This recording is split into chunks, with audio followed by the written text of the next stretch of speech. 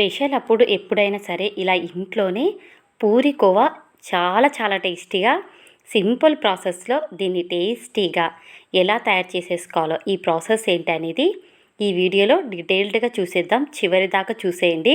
ఎవరైనా కొత్తగా చూసే వాళ్ళు ఉంటే మాత్రం సబ్స్క్రైబ్ చేసుకోండి. ఏ సైజ్ అయినా సరే 1 కప్పు గోధుమ పిండి, 1 కప్పు మైదా పిండి వేస్తున్నాం. 2 కప్పులు గోధుమ పిండి అయినా వేసుకోవచ్చు, మైదా పిండి అయినా వేసుకోవచ్చు, మీ ఇష్టం.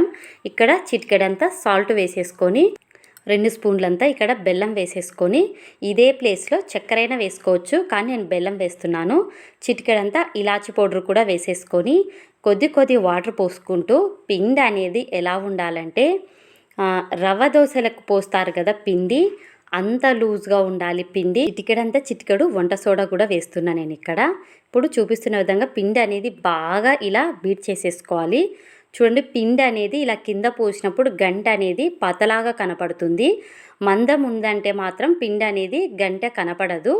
ఇలా గంట కనపడేలా ఈ మాత్రం లూజ్ ఉంటే సరిపోతుంది.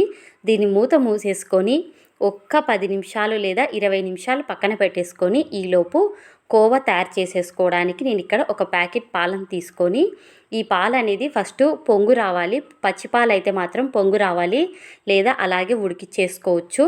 ఇప్పుడు ఈ పాలు పొంగు వచ్చిన తర్వాతకి మంట అనేది మీడియంలో పెట్టేసుకొని ఈ మొత్తం సగానికి సగము దగ్గర పడేంత వరకు వీటిని ఇలా కలుపుతూనే ఉండాలి. సైడ్లకి అంచులకి అంతా ఇలా సగం అయిన తర్వాతకి ఇక్కడ నేను వచ్చేసి వెనిగర్ వేస్తున్నాను.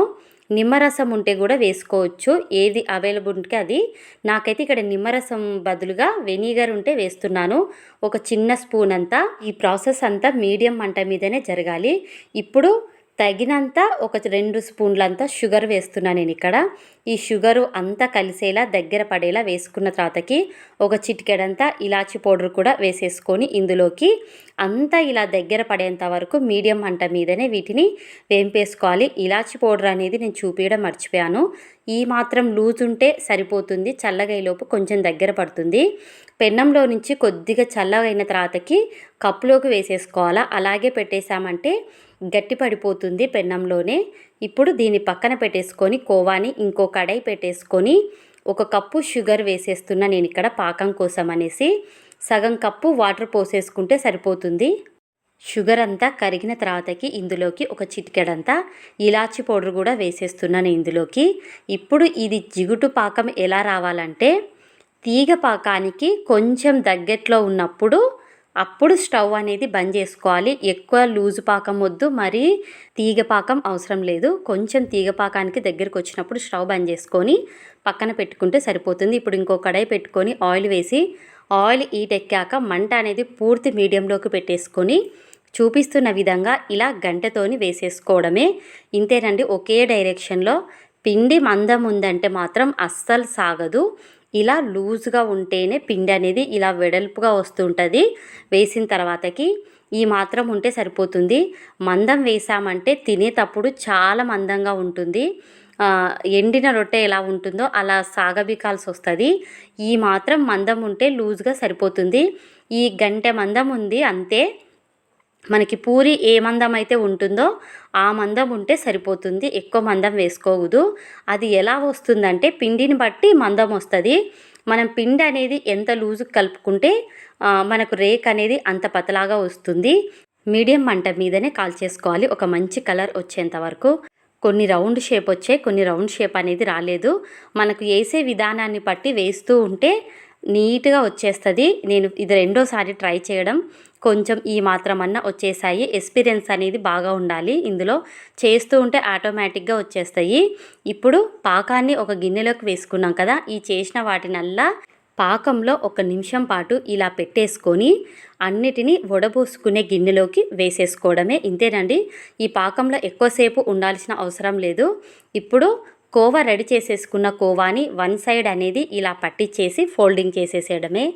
ఇంతేనండి, సింపుల్ ప్రాసెస్లో ఇంట్లోనే టేస్టీగా కోవా పూరి రెడీ. చాలా చాలా బాగుంది, చాలా టేస్టీగా కూడా ఉంది. మనం గోధుమ పిండి తడుపుకునే దాన్ని బట్టి ఉందండి. ఎక్కువ మందం ఉందంటే మాత్రము అస్సలు రాదు, తినేటప్పుడు అస్సలు తునగదు. ఇలా కొంచెం లూజుగా తడుపుకుంటే సరిపోతుంది పిండి అనేది. వీటి మీద డ్రై ఫ్రూట్స్ అనేది వేసేసుకొని ఇలా చేసేసుకోవడమే. ఇంతేనండి, చాలా చాలా టేస్టీగా ఇంట్లోనే కోవా పూరి రెడీ. ఈ వీడియో మీకు నచ్చిన, ఉపయోగపడిన ఒక like, share and subscribe. Taste మాత్రం అదుర్సు, అంత బాగుంది. పిండి కలిపేటప్పుడు ఎలాగో బెల్లం వేసాం కాబట్టి మనకు కోవాలో కూడా బెల్లం వేసుకొని చేసుకుంటే మాత్రం చాలా చాలా షుగర్ తినని వాళ్ళు కూడా బెల్లంతోని తినేసేయచ్చు. నేనైతే ఇక్కడ షుగర్ వేసాను. ఇప్పుడు చాలామంది స్కిన్ కోసం అనేసి షుగర్ అనేది వాడట్లేదు. ఇలాంటివి షుగర్తో ఏవైతే చేస్తారో వాటిని బెల్లంతో కూడా తయారు చేసి కొన్ని వీడియోస్ నేను పెడతాను.